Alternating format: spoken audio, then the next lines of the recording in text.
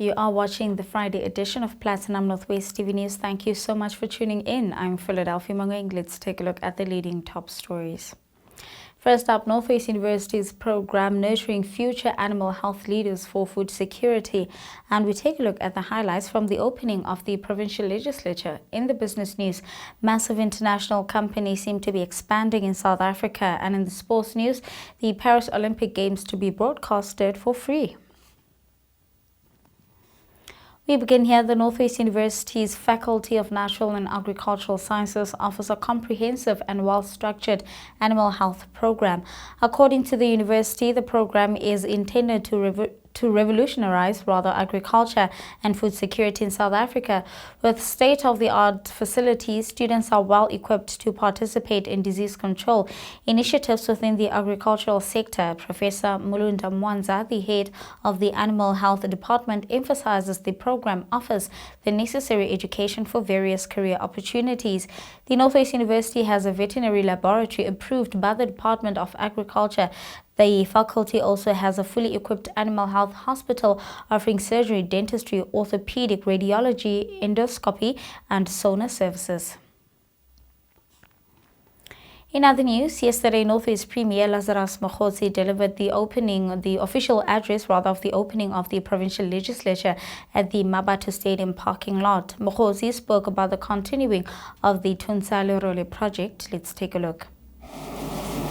A stable local government or a stable sphere of government, which is called local government, is to ensure proper service and infrastructure and also to attract investment and contribute to local economic development. I want to repeat that part. A stable local sphere of government is critical to ensure provision of services and infrastructure to attract investment and contribute to local economic development. Now, Maspala House of Konuku Diradilote, Kitanku di Balafa, Hase Maspa. But I want to also emphasize the following. Maspala is a sphere of government, independent, distinct, with their own laws. It's a government on its own. The laws of this country also allows national and provincial government to intervene within the limitations of the law.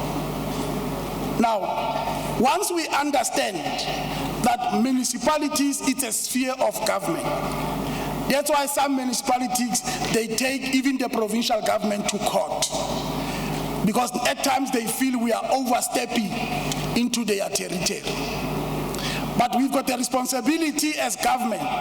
When things are not going well, we are going to intervene. And when we intervene, we'll intervene within the means of the law. Premier Mokgotsi also spoke about the issue of provincial government intervening on issues of local government. Madam Speaker, it's important to note that the fourth phase of the accelerated service delivery, Tunsalirole, will be launched in August to further expedite provision of services in municipalities. We are convinced that Tunsalirole assists us to come closer to our communities. Tunsalirole assists us to communicate effectively with our communities. Tunsalirole assists us to report delivery of government to our people. Tunsalirole assists us to show that we are a government that is responsive. Tunsalirole has assisted for us to believe that we are putting people first. And therefore, in the context of Tunsalirole, the district developmental model, the DDM, is at the center of all spheres of government, descending into one area and providing the necessary service. And therefore, we are upscaling it, we are reloading Tunsalirole, we are bringing new initiatives and features in the fourth Tuntalorole project. Opposition parties gave their reaction to the address by the Premier, such DA leader in the legislature, Freddy Sonakile. Sonakile, what is the DA's reaction to the Premier's address today?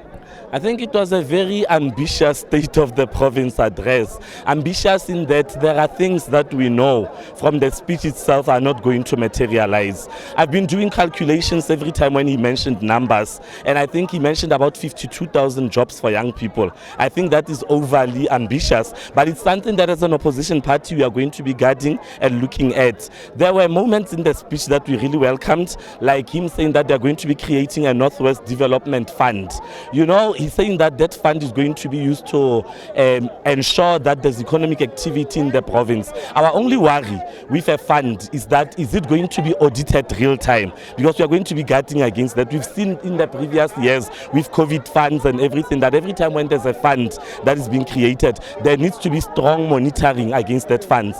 We welcome the issue of the skills audits in municipalities. The big question is, after getting the report and discovering that in the number of municipalities there are people who are unqualified, what is the Premier going to do? Is he going to be bold enough to fire some of those comrades that they've hired in those municipalities? We doubt if that is going to be happening. Our biggest concern is the creation of advisory bodies. I think every SOPA we get new advisory bodies being introduced. We never get reports of these advisory bodies. We never hear what happens to their implementation plans. But it's something obviously that we'll be looking at. So we believe that the speech was 50-50, 50% things that we welcome, 50% things that we know that are impossible to achieve. Thank you. Thank you. Action SA Provincial Chairperson Kgosi Mangope also had this to say. Mr. Mangope, what is your reaction to the Premier's address today? Well, the Premier's address is quite promising on paper, but that is not what matters most to me. What matters most is whether the promises contained in this booklet are going to be implemented. But my experience, or the experience of this province, is that so many good promises have been made in the past, in the last 30 years, but you don't see this being implemented on the ground. Let me give you a typical example. The most important thing that we need to address as a province is service delivery by our municipalities. Now, our municipalities, most of them are dysfunctional. Now, if you have municipalities that are dysfunctional, how do you hope to provide services to the residents? Now, this to me is the most important issue that this government, the 7th administration, must apply its mind to. And I'm going to be watching what is going to be happening, particularly in this regard. And fortunately, I'm in the municipality committee of the legislature, and I'm going to definitely be requiring that something must be done for the sake of our people. In terms of voting wise, would Action SA, in case there's a vote on something in the legislature, would Action SA be voting with the ANC or not? Well, we are going to be voting on issue to issue basis. What we need as Action SA is to have our people being given the services that they require. And if the vote calls for us to vote with the ruling party, we will do so. But we will object if we don't think that is good for the development of our people and the province. Thank you. Thank you. Now, the EFF, the provincial spokesperson of the EFF, Fanon Moema, gave his verdict. Premier Mokgosi plans on development in the Northwest would require billions of rands being spent, and MEC for Provincial Treasury Kinetsu Mosenuri assured that mechanisms are in place to ensure that no looting takes place. Mr. Moema, what is the EFF's reaction to the Premier's address today? Well, as the EFF, we are extremely disappointed that we are faced with serious rates of unemployment. The level of unemployment is unprecedented in the province. However, the Premier appears to have no concrete plan.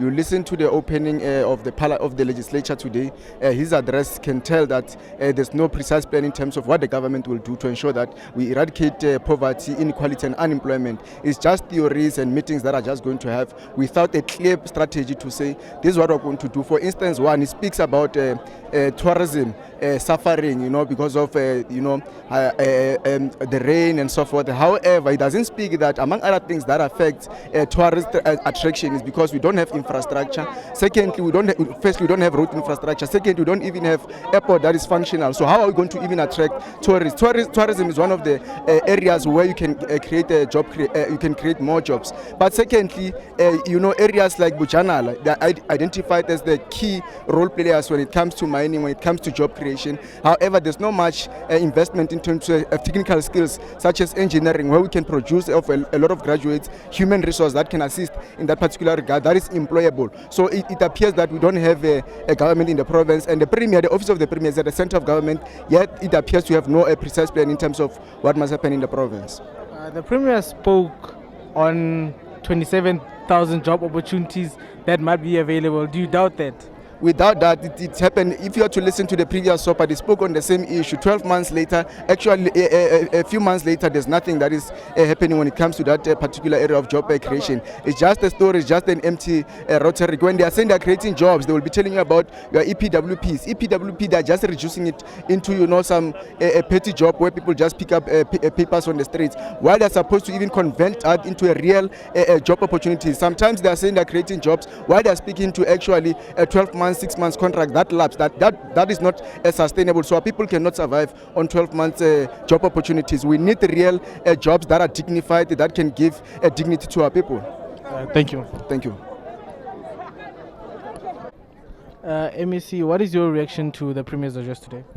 I think this clearly sets out the path and the trajectory that we must take in terms of development in the province. But most importantly, the Premier acknowledged that with the current budget that we have as a province, it's very difficult to fulfill the developmental obligation, and given the rural nature of our province, and that we need to lobby nationally for restructuring of equitable share. But most importantly, what the Premier has announced is that cognizance of the fiscal challenges and the continued budget cut, we will introduce the Northwest Development Funds, where we will lobby the private sector to put in funding to address our developmental needs as a province and priorities as well. And we will also look into using our expenditure goods and services budget to industrialize the province, so that we address both the challenges of unemployment, the issue of the development of the economy in the province, but most importantly to industrialize as well the province, so that we change the rural nature of the province to have a more better outlook in terms of development. So that's largely what the Premier, and also looking at collaboration with different partners to make sure that we fulfill our obligations. But at the core of it, it's industrialization of the province, creation of job, and reskilling of our people, and the necessary partnership that we must develop both with the public and private sector to address our social and economic developmental needs. Once the partnerships comes through and the financial stakes are in, does the province have the mechanism in place to monitor and ensure that monies do not go missing? Yes, obviously, because when we speak about the Northwest Development Fund, it will be a collaboration with the private sector. The current resources that we have institutional mechanisms in place in terms of accountability. We come to table our annual performance plan, all departments, we table our budget, and post that we table our annual report, which accounts on our performance and how we have used the financial resources to meet what we have outlined that we are going to meet in line with the pronouncement of the Premier. So that accountability is in place, and on a quarterly basis we account through the legislature to the people of Northwest Province. And obviously with the development fund, and in detail we will outline, and when we meet with the different stakeholders, when we officially launch on its accountability processes and how we are going to fulfill the intended mandate that we envisage that the developmental fund will do. Thank you, ma'am. Thank you.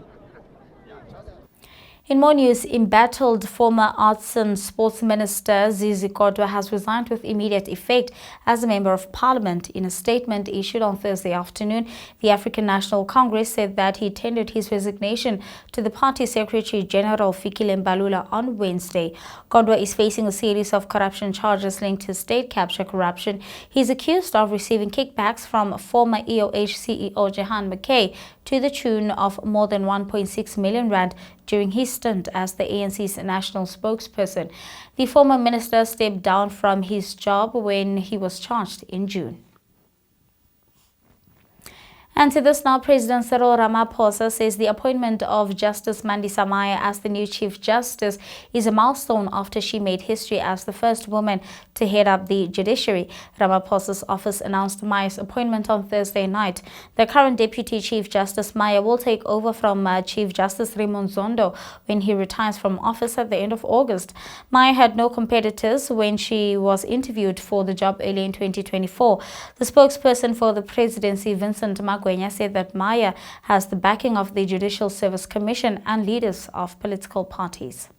President Ramaphosa appreciates the confidence expressed by the Judicial Service Commission and leaders of political parties in the suitability of the incoming Chief Justice, who can draw inspiration and support from the confidence expressed in her. And to this now, ahead of World Nature Conservation Day celebrated every year on the 28th of July, Ecotraining has emphasized the importance of education to help in conserving nature for future generations. The day acknowledges that a healthy environment is the foundation of a stable and healthy society and aims to save plants and animals that face the threat of extinction. Now, World Nature Conservation Day motivates action from individuals, organizations, governments to take concrete steps toward protecting the environment. It drives collaboration amongst various groups, uniting them under a common goal of safeguarding the planet's resources and biodiversity. The organization supports outreach programs to educate local communities in the area about the importance of conservation and sustainable living.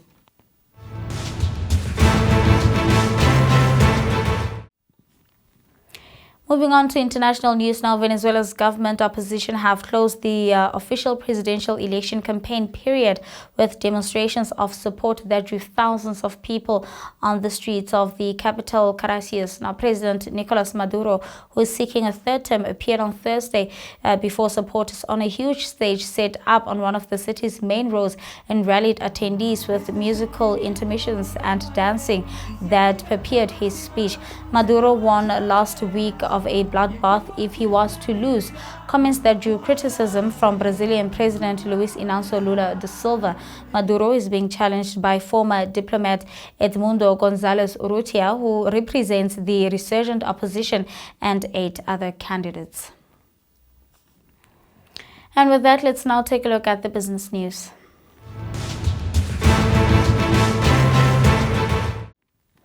In the business news, Ticketmaster, the world's largest ticket market, has acquired South African-based Cricket as part of its expansion into the continent.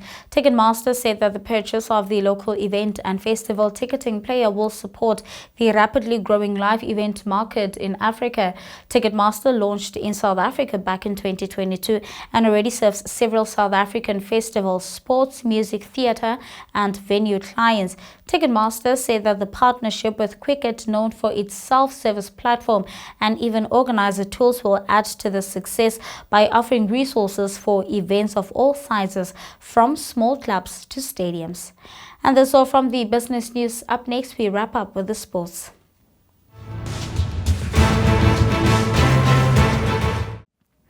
In sporting news, the South African Broadcasting Corporation has secured the free-to-air media rights to broadcast the 2024 Summer Paris Olympic Games.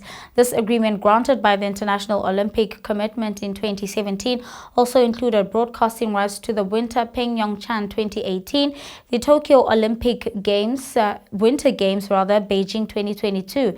Now, South Africans can look forward to watching the games on SABC's traditional TV channels and through the SABC Plus broadcast streaming app. Additionally, the games will be aired on SABC's radio platforms. Team South Africa is sending a formidable team of 149 athletes ahead of the Olympic Games. Minister of Sports, Arts and Culture, Gayton McKenzie, had words to share with Team South Africa. No matter what people say about our country, we live in the greatest country in the world, and you should never doubt it. You should never doubt it. And I want to say to everybody who's going to compete, including your coaches, I've had the fortune or misfortune to have friends in the USA team, and I've been privy to listening to their conversations since arriving in Paris. And for every one athlete, they got like 5 people. They got doctors, they got people eating, nutritionists, they got masseurs, people that doing a massage for them. And you know, I looked at that, and I know you don't have that. We do. No, per person. No. Let us not tell unnecessary lies here, because you're messing with a budget now. So you have money from me, like, but you got all of that, so why did you money? So I look at our team. It was marker plan. And we might not have that. But let me tell you what we have that they don't. We have the South Africanness in us. We are South Africans. And when you are South African, there's just a special gene in being a South African. You see, what you must know is that most fights, the match or the field is in your head. Never forget what I'm telling you today. The match or the field or the track is in your head. You win there. It's over. It's over. Once you win in your head, don't stand back. Don't stand back for nobody. Because you are South African. Whether you're going to swim, whether you're going to run, you are going in there knowing that I'm going to win here. I'm going to continue winning. Meanwhile, SuperSport has obtained the pay TV media rights for South Africa and Sub-Saharan Africa. In rugby news, Blitzbourg defensive masterclass praised after stunning Olympic upset over New Zealand. The Sevens team beat their more fancied opponents 14-7 after a disappointing opening day that saw them lose to both Ireland as well as New Zealand. The Blitzbourg beat Japan 49-5 to sneak into the playoffs as the last qualifying team. They had to beat Japan by at least 21 points but did much better than that to give them some much needed momentum heading into the playoffs. Springbok Sevens interim head coach Philip Snyman was full of praise in terms of the performance of his players. Let's take a look.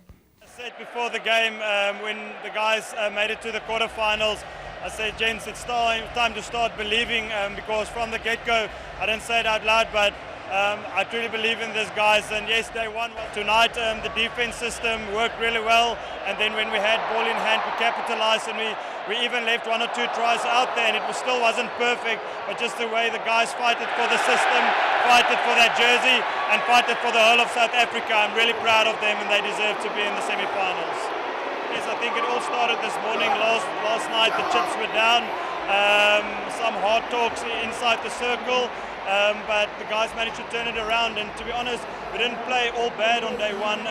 Our defensive stages were really good, but without ball you can't play this game. And then this morning we had to win by quite some margin, and the guys really came out. They put DST behind them, and they came out firing against Japan.